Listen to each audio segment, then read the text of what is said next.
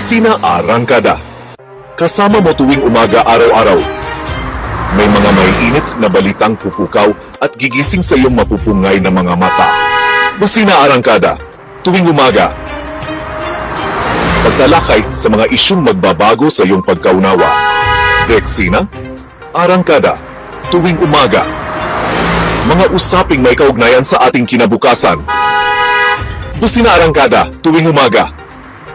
Kasama si Coach Randy upang gabayan tayo upang unawain ang bawat paksa sa araw-araw. Busina Arangkada, tuwing umaga. Araw-araw, ganap na ang ika-9 ng umaga. Dito lang yan sa paborito mong channel, ang The Flyers TV. Subscribe na!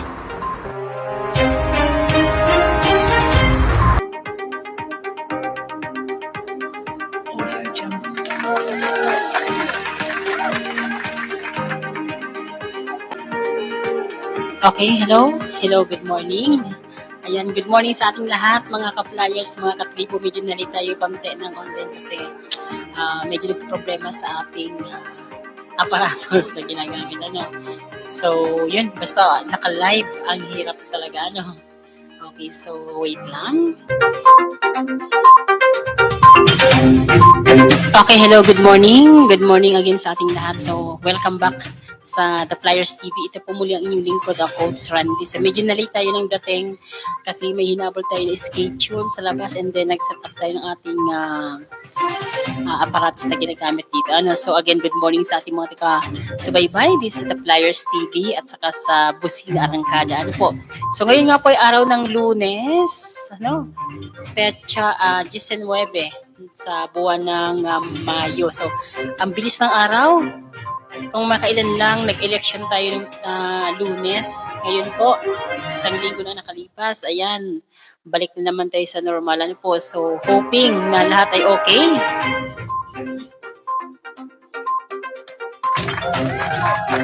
Ikaw ba'y okay ngayon? Comment below kung okay ka naman dyan. Pwede kang mag-comment below sa ating live stream ngayon. So again, ito pong inyong lingkod, Coach Randy, and thank you so much sa mga patuloy na nagsusubaybay sa ating live. So again, ito po ang The Flyers TV at kayo po ay nagsusubaybay dito sa Busina Arangkada. Tuwing umaga, alas 9 ng umaga hanggang alas 9:30. 30 minutes na pagsama-sama natin, pagtatalakayan sa ating mga issue. So ngayon, medyo hindi natin muna gagawin ating unang bahagi, which is the trending news stories ngayon. Siguro pag-uusapan muna natin yung mga issue dyan sa West Philippine Sea. So, mainit nga po na balita ngayon. Yung sabi dito, sa isang balita, sa isang dyaryo na nabasa natin, sabi dito, ano ba yung sabi nila dyan? Ito. Tingnan natin. Ayan. So, sabi dito, si VP Sara daw, or Vice President Sara Duterte, tagilid sa House Prosecution Panel. Ayan. So, sabi dun sa balita, kumpiyansa si House Assistant Majority Leader at Lanao del Sur 1st District Representative Zia Alonto Adjong na ang pagdagdag kina incoming representatives Leila de Lima at Chel Jokno sa House Prosecution Panel ay isang malaking hakbang sa pagpapalakas ng kaso laban kay impeach Vice President Sara Duterte. Sinabi ni Adjong na ang presensya ng dalawang prominenteng human rights lawyer, ito nga si Chel Jokno at saka si Leila de Lima, ay malaki ang maitutulong sa aspetong legal at moral ng impeachment trial upang makakuha ng conviction laban kay Vice President Sara Duterte sa Senado. So, napapalapit na nga po ang pag-umpisa ng impeachment trial dyan sa Senado, which is ngayong first week yan ng Hunyo or Hulyo, so after ng Hulyo, after ng inaugurations ng mga bagong halal na mga leaders natin na nanalo noong nakaraang election. So sabi ni Adchong, with the addition of incoming representatives De Lima and Jokno, we see the convergence of moral clarity and legal precision in our pursuit of conviction. Yan yung dagdag ni Adchong doon sa kanyang komento. Sabi niya nga is, their presence brings not only valuable expertise, but also a profound human rights perspective that elevates the quality of entire proceeding. So, ito si De Lima sa kasi Attorney Chel Jokno. Ito kasi ay mga grabe ito ng mga lawyers ng human rights advocates. Kung matatandaan natin, especially noong kapanahonan ni President Duterte, iniimbestigahan nila yung tinatawag natin na DDS, Davao Death Squad diyan sa Davao, na kung saan involved daw dito ang pamilya Duterte, especially yung ating dating Pangulo nung siya pa ay mayor dyan sa Davao. At ganun din si Vice President Sara Duterte nung siya po ay mayor din dyan sa Davao. So, yun po ayan. So, sabi nung dalawa, sabi ni Adjong, nakatakdang manungkulan bilang kinatawan ng mamayang liberal si De Lima, habang si Jokno ay first nominee naman ng Akbayan Party List dito sa magbubukas na 20th Congress. Simboliko aniya ng pagsasama ni De Lima at ni Jokno sa prosecution panel, lalo at dati siyang senador at justice secretary. And her inclusion is more than strategic. It is poetic. It tells us that the advance of justice may be delayed but never denied, aniya. Habang si Jokno naman daw na may matatag na paninindigan bilang tagapagtaguyod ng human rights at commitment sa konstitusyon, ay nangangahulugan na ang magiging paglilitis laban kay Vice President Sara Duterte ang tungkol sa katotohanan at hindi palabas lamang. So this trial is about truth, not theatrics, aniya ni Congressman Adjong. So yun nga, sana naman pagbubukas ng Senado at panag-umpisa na yung impeachment trial versus Vice President impeached Sara Duterte, ay magkaroon naman ng independent mindset ang ating mga senador bilang tatayong huwes or husgado dyan sa Senado. Kasi nakakahiya naman sa sambayang Pilipino na ibinoto natin ang mga senador tapos sarili nilang interest ang kanilang ipapakita. So, sana itimbangin din nila ang mga bigat ng ebidensya kung kailangan ba i-convict or i-acquit ang ating mahal na Vice Pangulo, si Sara Duterte. Yun nga, isa pang mait-init na balita, nung product pa rin nakarang election, tuloy ang laban, sabi ng Bayan Muna. Ito nga po ay maraan dahil sa mukhang medyo wala sa mga nanalo. Tama ba? Wala sa mga nanalong party list representative or party list ang Bayan Muna, na kung saan dati sila ang mga nangunguna. So yun yung ating napansin ngayon, na yung Bayan Muna ay medyo humina yata yung ating mga sakop. Nakalimutan ba tayong iboto or nag-focus sila sa Akbayan? Ang daming nasa Makabayan Black na party list na parang medyo tagilid nga yung election na ito. Ang daming bago na pumasok.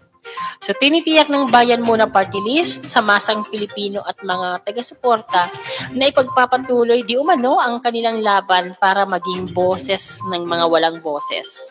Ayan, gusto ko yun. Kasi madalas tayo mawala ng boses sa call center.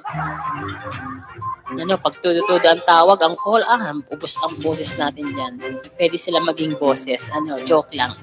Okay, so sabi nga ng Bayan Muna, mananatili silang tagapagtanggol ng mga inaapi at isang masugid na tagapagtaguyod ng tunay na pagbabago sa lipunan kahit wala sila sa loob ng Kongreso.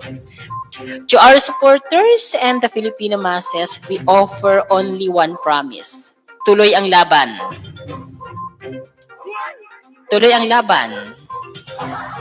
Tuloy ang laban. Anang Bayan Muna sa isang kalatas.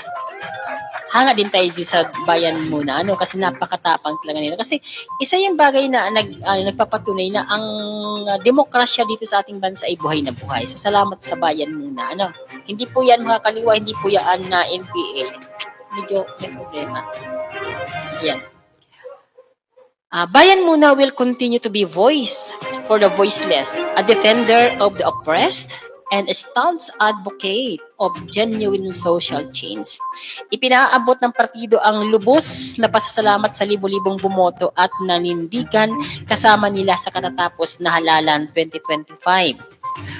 We extend our deepest gratitude to the thousands of Filipinos who voted for and stood with Bayan Muna in the recent elections. In the face of overwhelming odds, your votes are not just numbers. They are declarations of resistance, solidarity, and hope for genuine change. Mula sa partidong Bayan Muna. Git ng Bayan Muna sa kabila ng masidhing pag-atake ng Estado, lalo na ng National Task Force to End Local Communist Armed Conflict or NPF-LCAC at militar, ang kanilang kampanya di umano ay nanindigan kasama ng mga mamamayan. Desperado na nila ang mga nasa kapangyarihan na patahimikin ang boses ng hindi pagsang-ayon at supilin ang kagustuhan ng mga marginalized. Kaya ganoon na lamang ang ginawang paninira o red tagging. Harassment, fake news, at disinformation. Ayan, so laban sa bayan muna. Mas tumindi ang panunupil para patahimikin ang progresibong tinig, pero mas lalong tumibay ang ating paninindigan. Giit ng bayan muna. Naging palaruan di umano aniya ang party list system ng mga political dynasty, bilyonaryo at mga burokrata na pinagsasamantalahan ang mga programa ng gobyerno gaya ng AIX, TUPAD at AKAP upang ipambili ng boto at manipulahin ang resulta ng halalan. This is a betrayal of the spirit of the party list law and the very principles of participatory democracy. Sabi pa ng bayan muna. Binigo muli nila ng automated election system ang sambayan ng Pilipino. Reports of irregularities, machine errors, and technical glitches raise serious concerns about the credibility and integrity of the electoral process. We believe this flawed system was used to further marginalize the progressive bloc and deny bayan muna a seat it rightfully earned through the people's support. Giit pa ng partido. Ginamit ang teknolohiya hindi para sa malinis na halalan, kundi para sa pandaraya, sabi pa nila. So sa kabila nito ay nanatiling hindi natitinag at hindi matatahimik nila ang bayan muna. Nagpapatuloy rin ang kanilang mga commitment na paglingkuran ang sambayan ng Pilipino sa loob o labas man ng Kongreso. Ang pagkikibaka para sa lupa, sahod, karapatan at hustisya ay hindi maaring makulong sa loob ng mga pader ng parlamentaryo. Ang hindi natatapos na halalan ang laban. Ang tunay na pagbabago ay makakamit sa pagkakaisa at kolektibong pagkilos ng mamamayan. Hinamon nila ang mga bagong halal na party list sa Kongreso na maging tunay na kinatawan ng mga mamamayan, manindigan laban sa korupsyon, tutulan ang militarisasyon at isulong ang karapatan ng mga napapabayaang sektor. Yung nga, yung mga marginalized sector. Yun nga ang purpose ng party list system. Dumako tayo sa ibang kwento. Paghihilom, pagkakaisa, hirit ni Escudero sa mga bagong halal opisyal. Umaasa di umano si Senate President Cheese Escudero na ang pagkakaisa at paghilom ay mananaig sa susunod na mga linggo, kasabay ng mas masusing pagkaaral sa mga naging tagumpay at hamon ng katatapos na eleksyon. Nanawagan si Escudero sa mga bagong halal opisyal na isentabi ang politika at ituon ang pansin sa paglilingkod sa lahat ng mamamayan, hindi lamang sa mga bumoto sa kanila. Ayon kay Escudero, ang halalan daw ay isang yugto ng demokratikong proseso. Ngunit, ang tunay na hamon ay ang epektibong pamamahala pagtugon sa pangangailangan ng bawat Pilipino. Totoo naman yan, di ba? Ano man ang kanilang paninindigan sa politika, unahin ang kapakanan ng bayan. Hindi yung magdidesisyon ka sa isang kaso, sa isang investigasyon, sa isang hearing, sa personal mo na interes. Kasabay ng kanyang pasasalamat sa mga guro, COMELEC officials at mga tagapangasiwa ng halalan na nagtiyak ng maayos at mapayapang eleksyon. Binigyan diin ni Escudero na panahon na upang tapusin ang bangayan at simulan ang pagkakaisa. Ano kayang pagkakaisa ito? Pagkakaisa kaya para impeach si BP? Or pagkakaisa para i-acquit si BP? Bahala kayo dyan. So, nakadepende ang decision dyan sa mga, tinatawag nating prosecutor. Paano nyo ididiin ang Vice President? Paano nyo papalabasin ang katotohanan at ilalatag ang mga ebidensya. Sabi ni Escudero, ang mga nagwaging opisyal mula senador hanggang konsihal ay may pananagutan sa lahat ng kanilang nasasakupan, hindi lamang sa kanilang mga taga-suporta, kundi sa bawat mamamayang nangangailangan ng kanilang serbisyo. Totoo naman yan. Ayan. So, yan mga kapatid, ang isa sa mga kwento natin. So, muli ito pong inyong Coach Randy, na patuloy pong sinasamahan kayo sa oras na ito para magkwentuhan tayo. Ano ba yung nangyari? Ano ba yung nangyari ng eleksyon? Hindi lang itong 2025, kundi mula noong 2022 na nabagong administrasyon. Bakit yung unity team, hindi na sila unity team. Parang sinasabi na united we stand, divided we fall. So magkaisa, magkasama silang nangampanya noong 2022, nung nanalo na, ayan, kanya-kanya na ng siraan, kanya-kanya na ng tawag dyan? Kanya-kanya na sila ng batuhan ng mga issue sa isa't isa. So, yan yung natag nating peke na unity. Mula sa peke na unity. ito. Maganda-ganda to. PBBM's West Philippine Sea stand. Filipinos do not yield.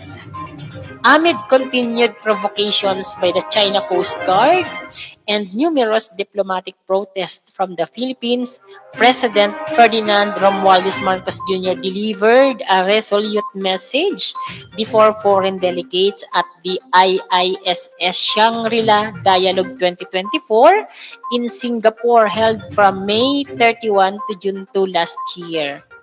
I do not intend to yield. The Filipinos do not yield. Reaffirming his firm stance on the West Philippine Sea, President Marcos also declared, I will not preside over any process that will abandon even a square inch of territory of the Republic of the Philippines. Despite the 2016 ruling by the Permanent Court of Arbitration under the United Nations Convention on the Law of the Sea, or UNCLOS, which invalidated China's sweeping maritime claims and its so-called 10-dash line.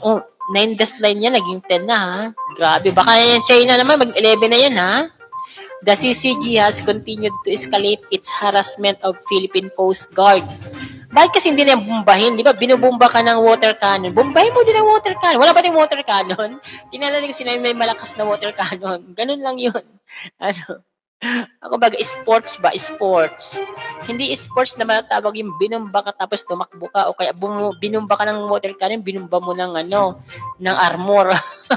Kung binumba ka ng water cannon, water cannon, meron tayo yung di ba? Water gun. Yung mga bata natin, yung dami dahil mo sa West Philippine Sea. Ayan. Dapat marunong tayo mag-defend ng ating teritoryo kasi atin yan. Pero tama naman, sang-ayon tayo dito kay kay Vice o kay President Bongbong Marcos na ang sabi niya dito, Tagalogin natin, sa pagkakaintindi natin, hindi niya hayaan na ni kapirasong bahagi ng West Philippine Sea ay galawin ng China. Kapag mangyari yon, China is crossing the red line. Ibig sabihin, doon pa lang magkakaroon ng lakas ng loob ang Pilipinas o ang ating sandatahan na lumaban talaga ng patas. Kaya kayo China, humanda kayo. Hindi po pwedeng ganyan kayo. Binubuli nyo ang Pilipinas. Tandaan nyo. Napakalawak ng South China Sea. Tapos, kukunin nyo pa yung West Philippine Sea. Abay, mahiya-hiya naman kayo sa mga mata ninyong singkit. Di ba? Sa mga mukha ninyo na ewan ko sa inyo. Ano, ayan. So, ipaglaban natin yan. Tama yan na stand ni President Bongbong Marcos na hindi tayo papayag na may ni kapiraso kahit na single inch dyan sa West Philippine Sea na galawin ng China. Sige, galawin nyo ang Scarborough Shoal, lagot kayo. Galawin nyo dyan yung San Decay, lagot talaga kayo. Hindi tayo papayag dyan. Hindi po pwede yan. Sapagkat atin yan. Ano po? So, wag na nating hayaan pa na matulad tayo sa panahon ni President Duterte na binibigay na lahat sa China. Tayo ang pusang umuurong. Sinasabi natin na hindi natin sila kayang tapatan. Hindi naman tayo magkikipaggera. Yung baga, gawin ang lahat para protektahan ang ating teritoryo. Kasi yung teritoryo natin, atin yan. Ang makikinabang yan tayo, hindi ang ibang bansa. So, good job yan kay President Bongbong Marcos. Ito, sabi dito, West Philippine Sea returns to Google Maps. Yan ang magandang balita. Ulitin natin, ang West Philippine Sea daw bumalik na sa Google Maps after technical issue. Basahin nga natin to. Interesado ako dito. So, sabi dito mga katribo, yung hinahanap natin noong nakaraan na West Philippine Sea sa Google Map na biglang nawala kasi di ba pag nagbabagyo, ganun yon. Ang Pilipinas umiiwas sa bagyo. Ang nangyari dito kay West Philippine Sea, siguro dumating yung mga barko ng China kaya umiwas muna si West Philippine Sea kaya nawala siya doon. Nawala siya doon sa mapa ng Google Map. So, yan po yung nangyari. So, sabi dito, sa artikulong ito, the West Philippine Sea naming returned to the waters west of the Philippines on Google Maps last Thursday, May 1. May 1 pa pala siya bumalik. Naging busy tayo sa eleksyon. May 1 pa pala to. An earlier version of this report noted the West Philippine Sea naming label disappeared from its place in the waters west of the Philippines. Nangyari nga ito nung nagkaroon ng low pressure. Lumayo sa West Philippine Sea kasi baka yung tubig ay idalhin sa kalupaan. Joke lang. A Google spokesperson replied to a request for comment on Thursday saying the label was temporarily missing due to a technical issue but it's now back on maps. True enough, the West Philippine Sea labeling is now present south of Scarborough Shoal. Before the recent disappearance, the West Philippine Sea naming was placed west of the Philippines with the South China Sea naming convention slightly northwest of that on Google Maps as shown below. Pwede natin may pakisunod na lang At the time, a Google spokesperson said the changes were made to affect its visibility, but the labeling was always there. So the West Philippine Sea has always been labeled on Google Maps. We recently made this label easier to see at additional zoom levels, the spokesperson said. Ito, sabi dito, last natin na pag-usapan. West Philippine Sea, Germany, and Philippines signed defense agreement. So Germany and the Philippines have agreed to enhance defense ties and boost joint activities as Manila builds up a range of alliances to strengthen its position in a long-standing dispute with China in the contested waters sa West Philippine Sea. Defense Secretary Gilberto Teodoro and German counterpart Boris Pistorius signed an agreement concerning defense cooperation in Berlin on Wednesday, agreeing to expand cooperation to include cybersecurity, defense armament, and logistics, and United Nations peacekeeping, the Department of National Defense announced on Thursday. Okay, so maganda yan kasi dagdag natin yan. Dagdag depensa dito sa ating bayan. So, congratulations sa dalawang bansa, sa Germany at saka sa Pilipinas sa ating pagkakaisa, sa nilagdaang kasunduan upang pagtibayin ang pagtutulungan para protektahan ang bawat isa, especially na ang West Philippine Sea o ang ating bayan, ang Pilipinas. So, dito tayo sa sa issue na ating inaano ngayon. O nga pala, ang programang ito ay hatid sa inyo ng Salveo Bardigras. Kung kayo po ay kilala ang Salveo Bardigras, mas kilala ko po ito dahil matagal ko na itong ginagamit at aprobado ko po yung lahat ng aking sakit, mabilis mawala. At saka yung maintenance ko noon, after may operation, tinanggal ko lahat dahil sa Salveo Barley Grass. So, naoperahan ako 2019, 2025 na ngayon. Simula 2019, kahit simpleng lagnat, hindi ako nagkakalagnat. Kung makakaramdaman ako ng konting lagnat, inuman muna mas madaming dosage ng Salveo Barley Grass. Wala pang isang oras, wala ka ng sinat. Kaya yung kagandahan sa Salveo Barley Grass. Isipin mo ha, kaya niya ngang pagalingin yung cancer, yung stroke, yung may diabetes. Salveo Well. Diba? Saving lives. Ayan. Kaya mag-Salveo na. Ano po? So may link tayo dyan sa baba. Pwede nyo pong basehan yung link dito sa ibaba nitong video or sa caption mismo. May link tayo dyan ng Salveo shop link. I-click mo yan para makabili kayo ng Salveo. Huwag magtiwala sa ibang platform kasi peke ang karamihan or hindi man expired. So dyan po sa link namin, nakadirect yan sa head office or sa branches ng Salveo Well. Kaya makukuha nyo po ng fresh na fresh ang stock ng Salveo.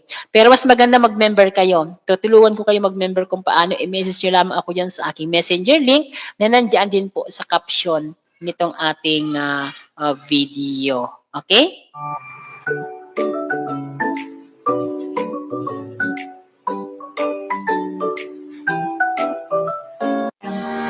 Okay, magpatuloy tayo dun sa ating pinag-uusapan. Ano nga po? Ang pinag-uusapan niya rin tungkol sa unity na medyo nawala na break na yung unity.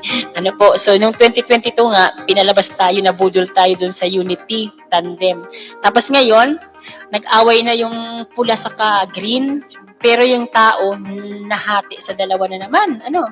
May pabor sa pula, may pabor sa green. Pero mayroong silent majority. Ano po yung silent majority na yan? Sana sila yung nag-iisip ng tama, especially yung kabataan. Ano po? Kasi nga, hindi natin pwedeng hayaan na tayo ay pag-aaway-awayin. Kasi ang kagandahan dahil sa isang politiko, pwede kayo mag-away-away sa oras ng pangangampanya kasi maglabanan kayo kung anong paninindigan mo, anong plataforma mo. Pero kapag nanalo ka na, dapat magkaisa kayo dyan. Kung sa Senado man yan, tulong-tulong kayo, pagtulungan nyo ano bang problema ng bayan. Kung may pagbobotohan naman kayo, bumoto ka, hindi base sa konsensya mo, na kaibigan mo, bumasi ka doon sa legality ng issue. Ano ba yung ikakabuti ng karamihan? Ano, example na, for example, the best example is yung impeachment na parating. For example, yung Senado nahati sa dalawa. Ano po, isang pabor, isang kontra. Kung dumating yung impeachment ni Vice President Sara Duterte, timbangin niyo yung ebidensya. Kung sa tingin niyo ay hindi naman kailangan i-impeach si VP Sara G, i-acquit natin lahat, di ba? Pero kung sa tingin naman niyo yung ebidensya na ilalatag ng prosecution panel is napakabigat naman talaga at pambabastos sa ating konstitusyon at sa sambayan ng Pilipino dahil dugot pawis natin ang binibayad natin sa tax tapos dinudugas lang ng ng mga politiko, lalo na ni Vice President, kung mapatunayan man, ay bakit hindi natin kaya pagtulungan niya na palayasin sa pwesto? Di ba? I-impeach na natin ng tuluyan. Ano po? Pero kung siya naman ay parang nabiktima lang din naman, titinan din natin yung bigat na yan kasi baka mamaya may mga tao sa likod ni BP na nagamit siya na hindi niya talaga alam. So, titimbangin din dapat yan. So, depende na yun sa prosecution at saka sa depensa. Kaya pag-igihan yung mabuti. Susubaybayan natin yan dito sa The Flyers TV, yung kaso ng impeachment ni Vice President Sara Duterte. Ano po? So, isipin natin na tayo pa yung mga Pilipino, magkaisa tayo para sa ating bayan, hindi po para sa inyong mga sariling mga kapakanan. Sapagkat napakahirap po na mabuhay dito sa Pilipinas kung ang mga leader natin ang iniisip mga pansarili nila. Di ba? Tayo, like sa amin, sa call center, walang nag-aasikaso, di ko pa narinig na meron kaming salary increase simula anong 2020, anong petsa na ngayon, di ba? Walang salary increase na naririnig tayo sa mga call center kasi iba daw yung budget, iba daw yung mode ng trabaho, iba daw yung shift, basta ganun, dahil call center siya. Pero hindi nila alam, kami na actual nandyan sa call center farm, ano po ang apektado at hindi niyo pinag-iimbestigahan kung ano yung mga possibility na nai-encounter namin na negatibong epekto or positibo. Kasi nga, nakatuto kayo sa mga personal ninyo na agenda. Ano po? So, kung may nakikinig dyan sa Kongreso, sa Senado, yung call center naman, baka pwede nyong i-regulate na rin yan. Kasi napag-iiwanan na tayo ng ibang mga call center dito sa Southeast Asia. Napakababa ng rate, napakadaming mitigation at ang daming benefits na nawawala. Ano po, at ang bagal ng salary increase. Ano po, napakalayo na talaga ng ating call center dito sa Pilipinas compared sa ibang private companies at saka sa ibang klase ng trabaho. So, panahon na para tutukan nyo din ito. Ayan ang panawagan natin sa ating mga nasa kongreso. Ano? So, muli, ito po yung inyong Coach Randy, dito pa rin po sa The Flyers TV. Ito po ang Busina Arangkada. Ano po, what is your stand? Let's make it clear. Busina Arangkada. Kasama mo tuwing umaga araw-araw. May mga mainit na balitang pupukaw at gigising sa iyong mapupungay na mga mata. Busina Arangkada. Tuwing umaga.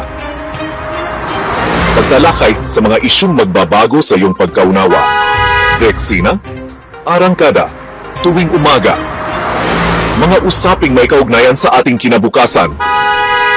Busina Arangkada. Tuwing umaga. Kasama si Coach Randy upang gabayan tayo upang unawain ang bawat paksa sa araw-araw. Busina Arangkada, tuwing umaga. Araw-araw, ganap na ang ika-9 ng umaga. Dito lang yan sa paborito mong channel, ang The Flyers TV. Subscribe na!